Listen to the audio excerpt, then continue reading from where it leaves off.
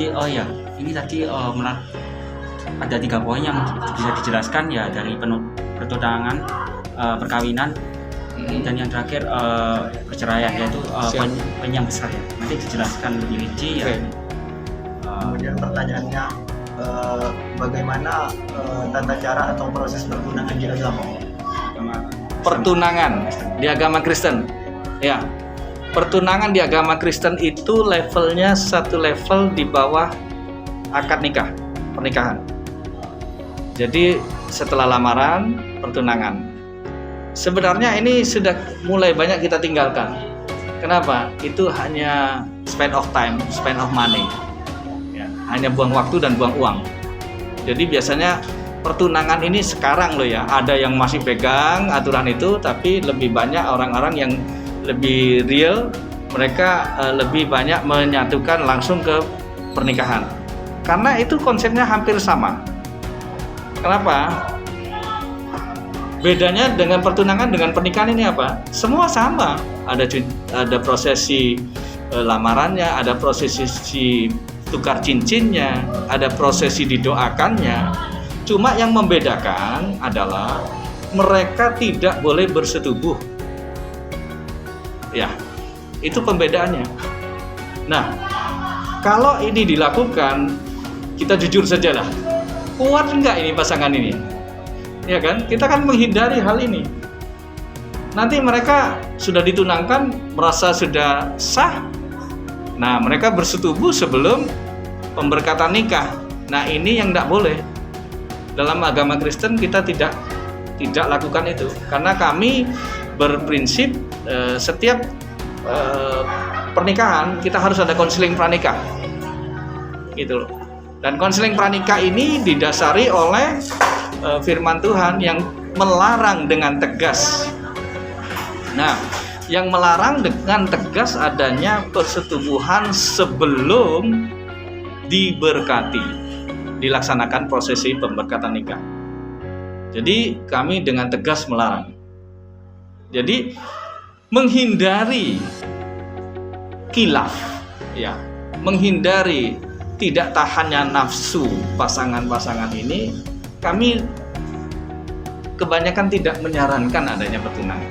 Lebih baik kalau sudah dilamar, sudah sama-sama suka, ya sudah langsung dinikahkan. Karena resikonya besar. Kuat enggak pihak? Mohon maaf ya, kita jujur aja, laki-laki loh. Kalau perempuan ini masih bisa menahan libidonya. Laki-laki kita harus jujur, susah untuk mengontrol libidonya. Jadi pertunangan tuh di sana konsepnya, di Indonesia. Nah, konsep budaya Kristiani itu tidak lepas daripada budaya Timur Tengah. Karena agama Kristen ini kan sama dengan Islam ya, bermuara dari Timur Tengah. Sama juga dengan sumbernya satu, Ibrahim, ya kan, Abraham, atau kalau Anda mengatakan Ibrahim, ya saya sebetulnya Ibrahim juga. Di Alkitab yang lama, terjemahan lama itu Ibrahim. Abraham itu sama, Ibrahim ya Abraham itu. Nah, konsep tradisi Yahudi itu kalau sudah pertunangan tidak bisa diceraikan. Kalau di Indonesia kan bisa, ya kan? Makanya kenapa? Karena konsekuensinya berat dalam pertunangan itu. Mengapa kok di Alkitab, di Perjanjian Baru itu dituliskan ketika Yusuf mengetahui bahwa Maria mengandung, maka Yusuf berniat untuk menceraikan. Itu dalam Injil Lukas dicatat. Menceraikan Maria. Loh, orang bertanya, loh belum menikah kok sudah diceraikan? Nah, karena konsepnya konsep budaya Asia. Ya, ini konsep budaya Timur Tengah. Kalau sudah ditunangkan, itu dipisahkan, dicerai, itu pakai sistem perceraian. Ya, jadi itu sudah sah. Kalau tunangan itu sudah tidak bisa dipisahkan, tidak boleh main-main. Tapi faktanya sekarang ini kita jujur aja, banyak yang sudah bertunangan bubar loh. Banyak. Jangankan yang bertunangan, yang sudah menikah aja bisa bubar, ya kan? Nah, tapi faktanya saya aja mengalami artinya orang-orang yang saya jemaat kita, ada yang begini, sudah bertunangan nggak jadi. Kasihan kan? Untungnya saya tanya jujur, Kamu sudah bersetubuh? Belum, Pak Pendeta. Ya sudah. Karena saya tidak mau. Kalau kamu sudah bersetubuh, harus lanjut. Harus belajar bertanggung jawab. Oke, itu definisi pertunangan di Kristiani itu begitu. Berat konsekuensinya. Jadi kami tidak menyarankan. Itu pertunangan. Berarti pertunangan itu udah jarang dilakukan atau semenjak aja? Jarang. Akhir-akhir ini jarang. Karena spend of time, spend of money. Buat apa? Gitu loh. Ya. Kecuali ya mereka merasa perlu, ya silahkan. Tapi dengan catatan ya, saya sudah garis bawahi. Mereka tetap didoakan, mereka tetap tukar cincin sebagai tanda pengikat ya di antara mempelai. Tapi dengan catatan tidak boleh ada persetubuhan sampai dengan pemberkatan nikah kudus. Oke, itu. Ya baik, sebelum ke poin kedua tentang perkawinan, Ada lagi? mungkin ada pertanyaan lagi, ada pertanyaan tambahan? Tidak ya. Oke, baik, poin yang kedua tentang perkawinan ya. Di sini ada anak dan ada harta.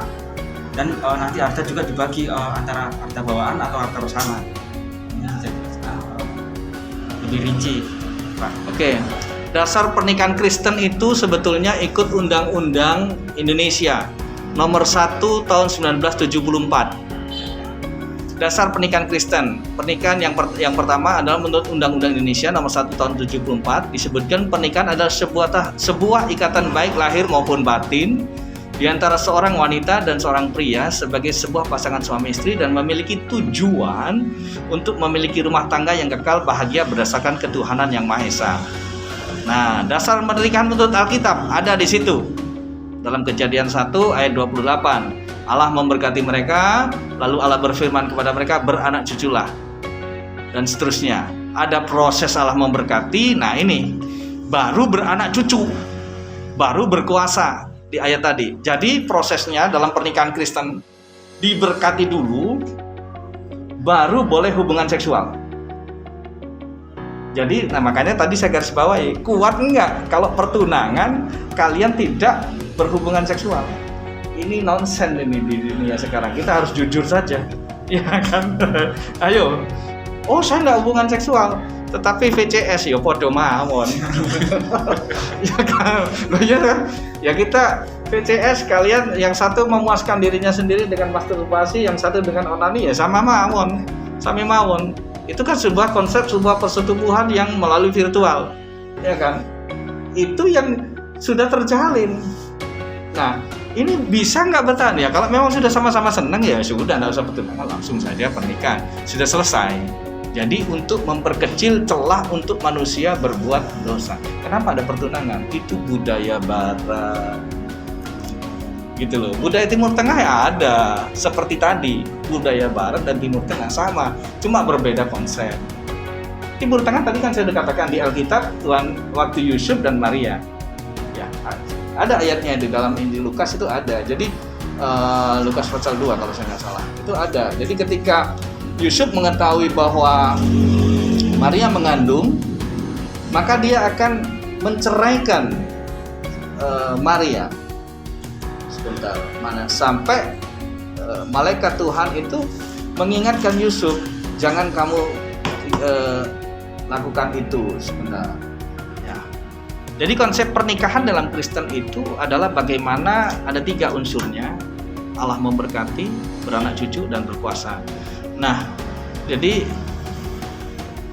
berkat Tuhan ini yang harus didulukan sebelum persetubuhan. Jadi nggak salah kalau konsep pernikahan Kristen itu memang betul-betul mempertahankan kemurnian. Jadi tidak ada hubungan seks sebelum pranikah. Itu. Ya. Oke, ya. Oh, ini masih di perkawinan ya. Jadi Ya. terkait tadi yang korelasinya antara anak dan harta ya. Ini dijelaskan lebih lagi pembagian harta waris ya. Jadi tetap merujuk pada hukum nasional ya. Hukum nasional. Jadi gini, masalah harta ya, memang ada peraturan di pemerintahan bahwa saya lupa nomor berapa itu, bahwa pada pernikahan itu boleh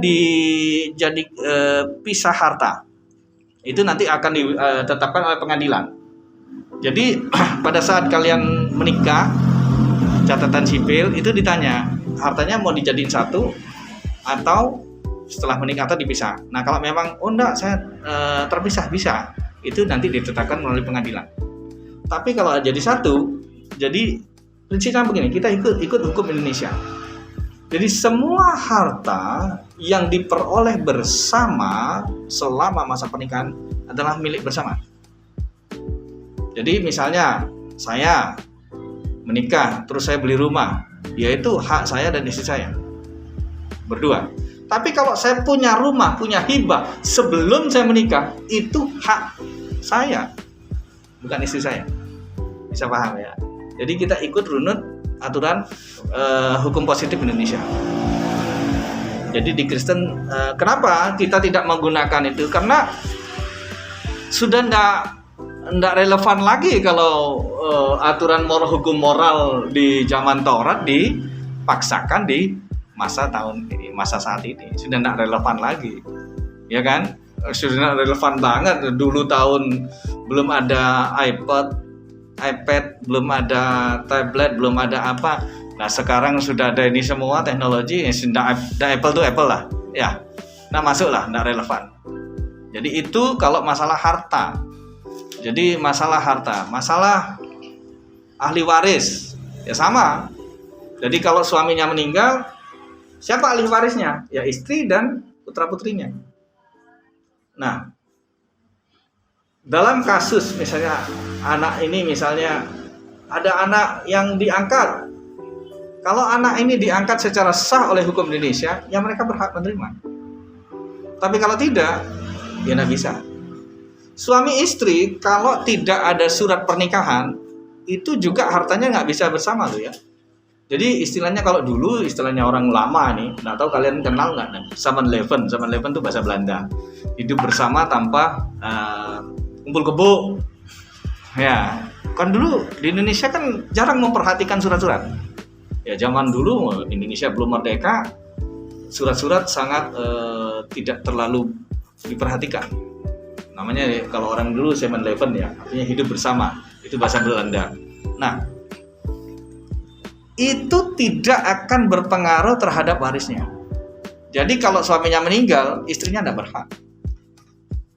Karena tidak ada unsur ikatan dalam pemerintahan. Tapi kalau ada catatan sipil, kami kan di catatan sipil, di Dukcapil, itu semua harta yang dimiliki bersama setelah pernikahan itu menjadi hak bersama. Dan itu juga dimiliki oleh para ahli warisnya sampai dengan akhir hayatnya. Kapan proses hukumnya, kapan tidak berlakunya? Ketika tutup usia. Gitu. Jadi di Indonesia kalau sudah tutup usia, ya sudah selesai semua hukumnya. Aspek-aspek hukumnya, termasuk ahli warisnya. Misalnya anaknya meninggal sebelum bapaknya, ya sudah selesai kan? Misalnya anaknya 3, meninggal 1 sebelum bapak mamanya meninggal, ya berarti cuma bagi 4, bagi 3 kalau suaminya meninggal, istri dan 2 anaknya, kan begitu. Jadi hukum di Indonesia yang dipakai untuk ahli waris. Jadi kalau misalnya kayak ada pernikahan nikah siri, Pak, kita tidak pernah, umat Kristiani tidak pernah mengenal nikah siri. Jadi kami karena lembaga pernikahan yang sah tadi, seperti saya sampaikan bahwa lembaga pernikahan yang sah adalah diakui di hadapan Tuhan dengan diberkati, baru perintah beranak cucu dan kuasailah bumi. Nah, artinya kalau nikah siri ini kan nikah hanya berdasarkan agama, ya kan? Tidak berdasarkan pemerintahan. Padahal kami umat Kristiani tidak pernah diajarkan demikian. Jadi kami diajarkan untuk taat kepada aturan pemerintahan. Kami harus tunduk kepada aturan pemerintahan. Karena pemerintahan itu dalam surat Roma katakan bahwa adalah wakil Tuhan. Jadi pemerintahan itu adalah wakil Tuhan. Dan aturan-aturan itulah yang harus kita taati. Nah, jadi kami sama sekali tidak mengenal atau tidak mengizinkan namanya Ya, nikah siri itu kalau kita mau jujur ya 7-Eleven lah. Ya, cuma disahkan saja secara ulama, gitu kan? Ya diketahui. Kalau kita mau jujur kan kumpul-kumpul, ya kan? Kan kasihan kepada yang wanita, anak-anaknya. Anak-anaknya akan menjadi anak di luar. Kalau istilah dulu, anak di luar kawin. Sekarang diperhalus, pernikahan tidak tercatat. Coba di KK yang baru, yang sudah pakai barcode, kalau kalian tidak bisa membuktikan surat nikahnya, jadi surat nikah itu kan ada regisnya, nomor sekian, maka istrinya, anak-anaknya itu atau catatan di situ istrinya semua diberi catatan sebagai pernikahan tidak tercatat. Kalau dulu kasar, anak di luar kawin. Betul. Makanya orang malu kan kalau dulu. Makanya untuk menutup itu akhirnya gimana caranya? Dibikinlah manipulasi data dengan cara adopsi tidak sah. Misalnya Andres, wes tak masukkan langsung seolah-olah menjadi anak saya. Gitu loh. Padahal dia tidak ada hubungan, misalnya keponakan, bukan. Tapi karena papa mamanya tidak punya surat kawin, ya sudah, tak anggap anakku. Ini banyak kasus di Bangkalan. Saya tahun lalu baru menyelesaikan kasus ini sampai ke pengadilan. Berat. Secara perdata menang, secara pidana kalah. Bisa paham ya? Kenapa? Secara perdata kita bisa membuktikan bahwa Andres ini bukan anak saya. Tapi Andres pasti nggak terima. Kenapa? Karena secara dokumen akte kelahiran Andres, saya menyatakan bahwa Andres ini anak saya, gitu loh. Dia secara fakta hukum di pengadilan, secara perdata saya bisa buktikan ini bukan anakku. Aku terpaksa membuat ini, misalnya, bisa kan? Tapi akte kelahiran yang sudah tertulis Andres itu anak saya itu tidak bisa diganggu gugat. Itu sangat kuat. Kecuali bisa dipatahkan dengan surat keterangan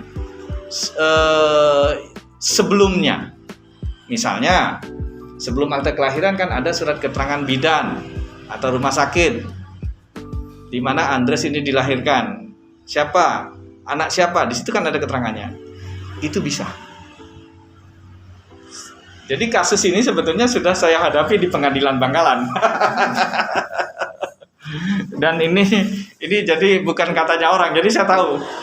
Saya lagi membantu jemaat dan saya dibantu juga oleh wakil kepala pengadilan Bangkalan yang sekarang menjadi kepala pengadilan Praya Nusa Tenggara Barat. Jadi itu bedanya. Jadi kami tidak mengenal nikah siri. Kalau nikah siri kasihan. Seperti tadi nanti kasusnya, Bangkalan banyak loh. Banyak sekali. Mereka mengambil gampang. Kasihan kan anak-anak kita. Yuk, itu Mas. Bisa dilanjut. Kemudian terkait perceraian,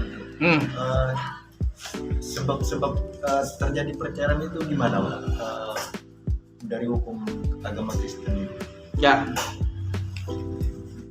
kami secara mutlak gereja melarang perceraian.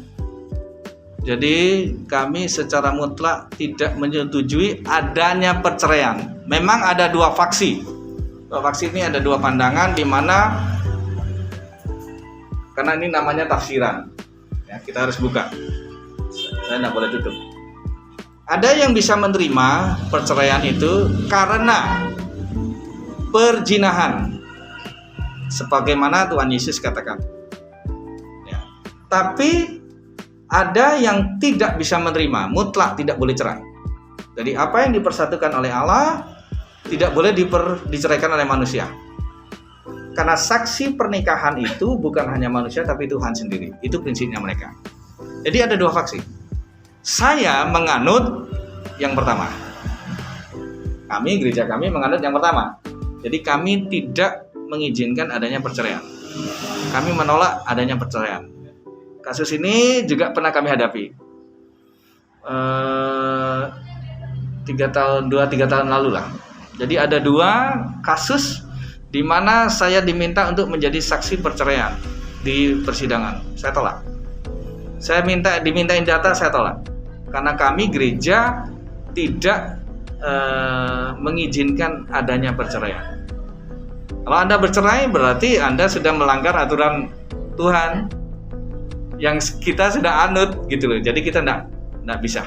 Itu kalau misalkan salah satu dari yang laki-laki ataupun yang perempuan itu selingkuh gitu ya. Selingkuh. Itu gimana? Ya, ini memang kasuistik ya, artinya kasuistis ya, special case ya. Kalau memang begitu, kalau dikatakan selingkuh, kan pasti ada permasalahan, ya. Dan sebuah permasalahan itu tidak bisa dari satu sisi. Seperti tangan ini, kalau kamu begini, nggak mungkin bunyi, ya kan? Tapi kalau kamu begini, pasti bunyi. Sama. Jadi permasalahan perselingkuhan itu tidak akan muncul hanya dari satu sisi, apapun alasannya. Pasti ada dua pihak yang bermasalah. Apakah itu dari pihak suami ataukah dari pihak istri?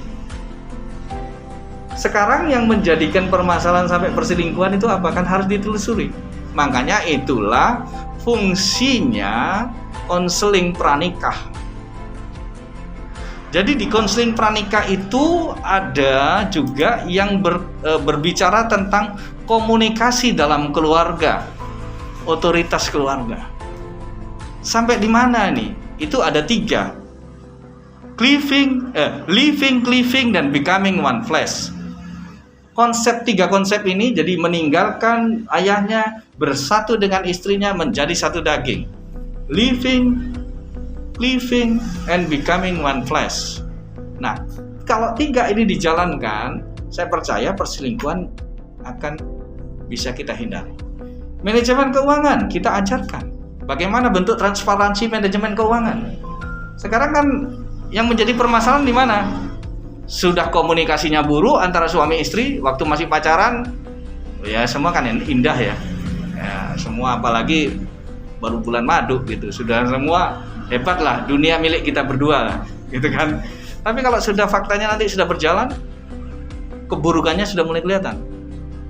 Nah, komunikasi itu penting. Kalau kita tidak punya satu tujuan, kalau kita tidak tahu nilai becoming one flesh, menjadi satu daging, itu konsep dalam Alkitab, bubar gitu. Artinya menjadi satu daging, apakah hanya berbicara tentang persetubuhan atau hubungan seksual antara suami istri? Tidak. Konsepnya dalam di sini.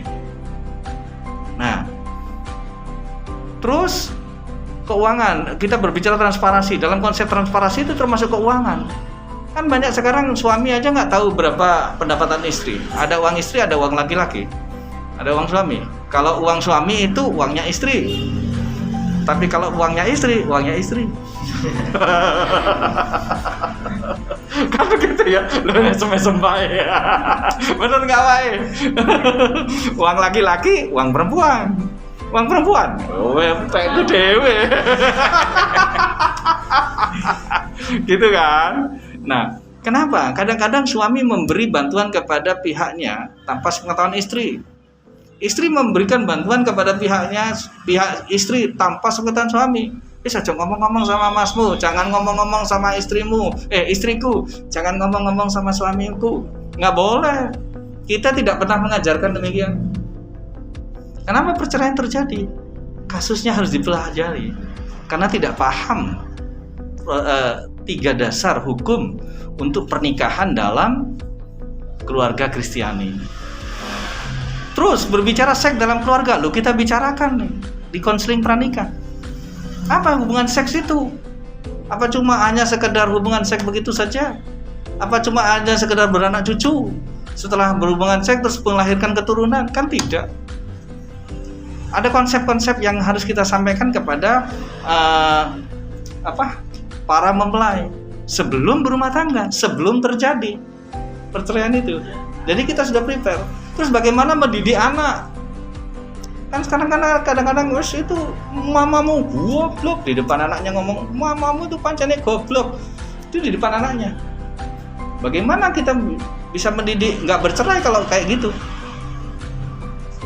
Mempermalukan istrinya di depan umum, mempermalukan istrinya, mempermalukan anaknya di depan umum. Di depan umum anaknya, "Goblok kamu, monyet kau, bodat kau," kalau orang Medan katakan gitu kan. Maki-maki anaknya, suami istrinya. Suaminya juga begitu kan, dipermalukan. "Oh, ini suamiku goblok, malas ngorok nek tidur." Ya, gimana coba? Nggak bercerai gimana? Kenapa? Karena konsepnya saya punya. Konsep mendidik anak. Terus bagaimana konsep bersekutu dengan gereja lokal? Bersama-sama dengan berkeluarga dalam gereja-gereja lokal yang ada. Jadi kita betul prepare supaya perceraian itu tidak terjadi. Bersyukur saya dari 2 kasus yang kami hadapi 3 tahun lalu, 1 bisa diselamatkan. Yang 1 karena sama-sama mokong, yaitu tanda kutip, itu di luar jemaat kita dan itu hanya teman saya, nggak bisa lolos cerai. Ya terserah, gitu. Tapi yang jemaat bersyukur sampai sekarang pulih, membesarkan anak bersama, malah punya rumah, malah karirnya semakin baik suaminya. Nah itu sudah sampai ke pengadilan Bangkalan. Sudah sampai ke pengadilan Bangkalan, sudah proses mediasi. Jadi kalau di pengadilan perdata begitu ketemu kan nggak langsung, nggak kayak pidana, pembacaan dakwaan dan sebagainya, tuntutan. Kalau pengadilan perdata begitu ketemu kan pertama langsung mediasi. Ini sudah tahap mediasi. Selesai, akhirnya mereka bisa ya. Jadi saya menganut konsep yang pertama. Saya menolak perceraian. Perselingkuhan tidak boleh terjadi kalau adanya konseling pranikah ini. Kalau transparan, sekarang nggak usah jauh. Berapa persen sih istri yang bisa tahu password HP suaminya? Ayo, berapa persen? 80% tahu istrinya? Sebagai laki-laki kita sama-sama berjuang ya. Sepenanggungan boleh. Tapi pihak wanita nggak terima, Mas. Ada suami istri, Mas, yang sampai meninggal suaminya pun dia nggak tahu password HP-nya. Nah itu konsep kenapa? Karena sama-sama senang sudah jadi kepelaminan, menikah tanpa didasari pemahaman yang benar fondasinya. Padahal ini fondasi bangun ambruk. Makanya setiap pernikahan Kristiani harus ada yang disebut dengan konseling pranikah. Konsepnya ada. Kemudian bagi laki-laki atau perempuan bolehkah menikah lagi gitu? Ya, gereja Pantai Kosta di Indonesia menganut aturan bahwa yang sudah bercerai kecuali cerai mati, meninggal, ya, kecuali yang meninggal kami tidak izinkan. Kalau misalnya cerai hidup, bagaimana caranya supaya mereka bisa bersatu kembali? Kalau di kami demikian. Dan ini bukan mustahil. Ada kasus yang pernah kami hadapi. Bukan di sini. Jadi sudah cerai, kita rujukkan kembali. Gitu. Berarti kalau misalkan salah satunya itu yang laki-laki atau yang perempuan ada yang meninggal, boleh nikah lagi? Oh bisa. Kalau sudah meninggal bisa, nggak ada masalah. Karena prinsipnya adalah apa yang dipersatukan Allah tidak boleh diceraikan oleh manusia. Jadi hanya maut yang memisahkan. Nah, jadi kalau sudah meninggal, misalnya jangan diracun ya, istrinya diracun. Nanti sedang mati ya, diracun aja bojoku. Kan begitu. Nah, artinya ada kami mengizinkan kalau misalnya karena perceraian karena meninggal, nggak masalah. Ya, itu di aturan gereja kita demikian. Ya, lagi? Ada pertanyaan lagi? Kalau untuk hak asuh gimana Pak? Hak asuh kembali kepada kami menganut hukum positif Indonesia. Jadi gereja tidak memiliki aturan baku tentang hak asuh. Jadi gini, kenapa kok kami tidak berkata demikian? Karena proses saya tadi kan mengikuti aturan Indonesia, hukum positif Indonesia. Jadi kami tidak bisa memberikan secara konsep begini, secara aturan gereja nggak ada.